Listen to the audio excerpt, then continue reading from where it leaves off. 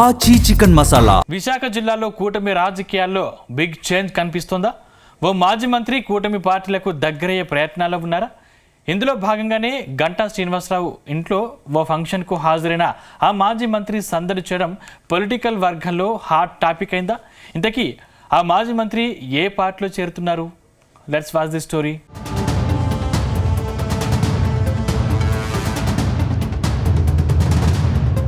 రాజకీయాల్లో శాశ్వత శత్రువులు, శాశ్వత మిత్రులు ఉండరనే సామెత అందరికీ తెలుసు. ఇప్పుడు ఈ సామెత విశాఖ జిల్లాలోని ఓ ఇద్దరు నేతలకు గట్టిగా వర్తిస్తుందని ప్రచారం సాగుతుంది. గత ఎన్నికల సమయంలో ఒకరిపై ఒకరు తీవ్రస్థాయిలో విమర్శలు, ప్రతి విమర్శలు చేసుకున్నారు. వీళ్ళే భీమిలి ఎమ్మెల్యే గంటా శ్రీనివాసరావు, మాజీ మంత్రి అవంతి శ్రీనివాసరావు. ఇప్పుడు ఒకే వేదికపై చెట్టాపట్టాలు వేసుకొని కనిపించడం హాట్ టాపిక్ అవుతోంది. విశాఖలోని గంటా శ్రీనివాసరావు కుటుంబంలో జరిగిన వేడుకలకు మాజీ మంత్రి అవంతి శ్రీనివాస్ హాజరు కావడం పొలిటికల్ వర్గాల్లో చర్చనీయాంశమైంది. గత అసెంబ్లీ ఎన్నికల్లో భీమిలి గడ్డపై వీరిద్దరి మధ్య సాగిన మాటల యుద్ధం రాష్ట్ర వ్యాప్తంగా చర్చనీయాంశమైంది. పరస్పర ఆరోపణలతో రాజకీయ వాతావరణాన్ని వేడెక్కించిన ఈ ఇద్దరు నేతలు ఇప్పుడు పాత పగలను పక్కనబెట్టి చిరునవ్వులతో పలకరించుకున్నారు. దాంతో మాజీ మంత్రి అవంతి శ్రీనివాస్ కూటమి పార్టీలకు దగ్గరయ్యే ప్రయత్నాల్లో సగం సక్సెస్ అయ్యారని ప్రచారం సాగుతోంది.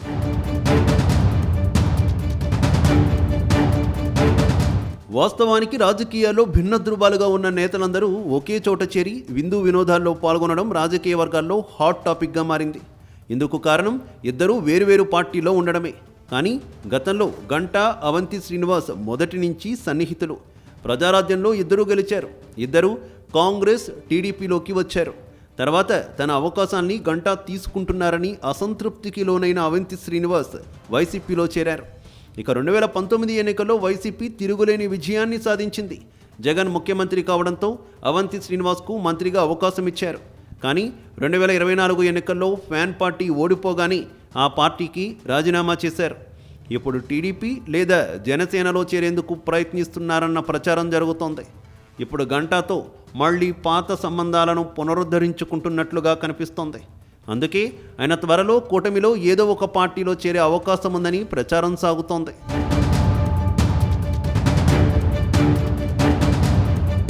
గత అసెంబ్లీ ఎన్నికల్లో భీమిలి నియోజకవర్గం నుంచి ఇద్దరూ పోటీ పడ్డారు.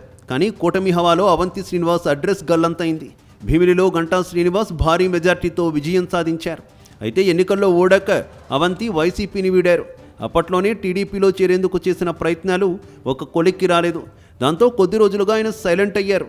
ఇప్పుడు గంటా శ్రీనివాసరావుతో నిలుపుతున్న సరికొత్త సాన్నిహిత్యంతో మళ్ళీ అవంతి ఎటువైపు అన్న చర్చ జరుగుతోంది. ఇంకా ఎన్నికలకు 3 ఏళ్లకు పైగా సమయం ఉన్నప్పటికీ ఏదో ఒక వైపునకు నిర్ణయం తీసుకుంటే పోటీకి అవకాశం ఉంటుందని అవంతి అనుచరులు, అభిమానుల నుంచి సూచనలు వస్తున్నాయని అంటున్నారు.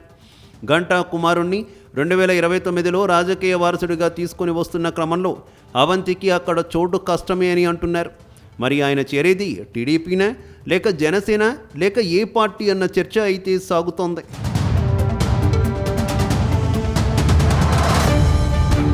మొత్తంగా అవంతి శ్రీనివాస్కు టీడీపీలో చేరే అవకాశాలు తక్కువే అన్న చర్చ జరుగుతోంది. కానీ జనసేనలో మాత్రం స్పేస్ ఉందని అంటున్నారు.